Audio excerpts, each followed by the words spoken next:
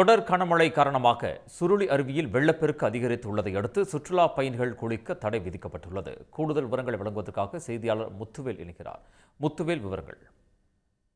அதாவது தேனி மாவட்டத்தில் பாத்தீங்கன்னா கம்பம், கூடலூர், உத்தமபாளையம் மற்றும் மேற்கு தொடர்ச்சி மலைப்பகுதியான சுருளி வனப்பகுதியில, அதாவது சுருளிக்கு அருவிக்கு தண்ணி வரத்து வரக்கூடிய வனப்பகுதியான ஈத்தக்காடு, தண்ணித்தட, மேகமலை, இரவங்களாறு, வைகை இந்த மாதிரி பகுதிகளில் நேற்று இரவு எதிர்பாராத அளவு கனமழை பொழிந்தது. இந்த கனமழையின் காரணமாக சுருளி அருவியில தற்பொழுது வெள்ளப்பெருக்கு, அதாவது அதிக அளவுல வெள்ளம் கொட்டுகின்றது. அபாய அளவுக்கு தண்ணி கொட்டுவதனால அதாவது அந்த தடுப்பு கம்பிகளை மீறி கொட்டி கொண்டிருக்கிறது. இதனால் இந்த சுருளி அருவியில சுற்றுலா பயணிகள் இன்று குளிப்பதற்கு தடை விதிக்கப்பட்டுள்ளது.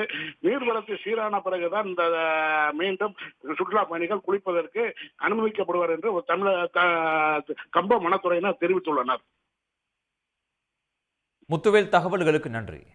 உடனுக்குடன் செய்திகளை தெரிந்து கொள்ள சன் நியூஸ் பெல் ஐகானை கிளிக் பண்ணுங்க.